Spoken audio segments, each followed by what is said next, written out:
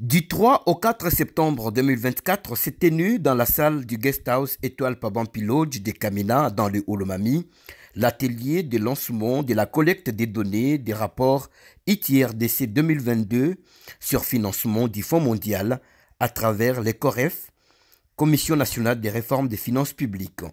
Différentes couches de la société civile, les régies financières et autres services de l'État ont pris part à ces assises de 2 jours.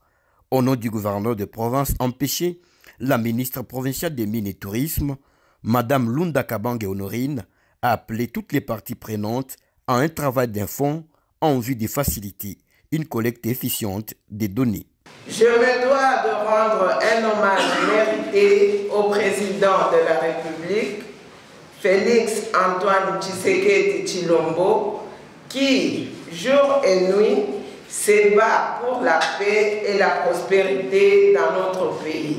Mes remerciements vont aussi à la Banque mondiale qui, sans compter, a mis la main à la poche afin de rendre possible cette cérémonie. Je vous remercie tous pour l'intérêt certain dont vous avez fait montre tout au long de mon intervention et déclare ouvert à Kamina l'atelier de lancement de la collecte des données en vue de produire les rapports ITIE RDC 2022.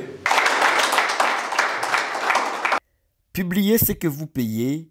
L'ITIE s'attend à des données sur les paiements des entreprises et les recettes de l'État issues des impôts, droits, taxes, redevances par l'État, les contextes dans lesquels les recettes ont été réalisées, les caractères des informations exhaustives, fiables, détaillées et actuelles.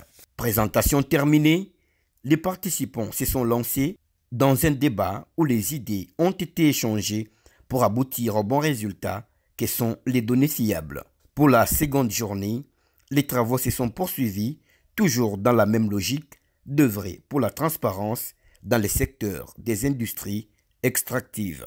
Nous sommes venus au Olomami, précisément à Kamina, pour lancer la collecte des données pour l'exercice 2022 en vue de la production du rapport ITE d'ici le 31 décembre de cette année. Et nous avons été surpris de voir que la participation était vraiment effective. Toutes les parties prenantes et parties déclarantes qu'on voulait avoir, nous les avons eues. Et nous sommes sûrs que lors de la déclaration, tout va se passer dans la norme et nous aurons leur déclaration dans le temps imparti.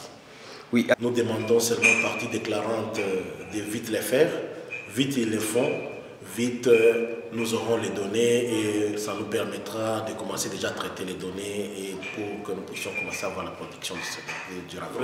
Les gens réclament qu'ils puissent avoir une antenne au niveau du Olomami, mais pour l'instant nous n'avons qu'une seule antenne, l'antenne sud qui est basée à Lubumbashi, qui s'occupe du Grand Katanga dans son ancienne configuration. Donc l'Olomami se trouve bel et bien dans l'antenne, mais si nous avons plus de moyens, prochainement, on verra comment établir aussi une antenne dans les autres provinces qui restent, parce que nous voyons bien qu'il y a aussi une forte capacité quant à ce qui concerne l'exploitation minière.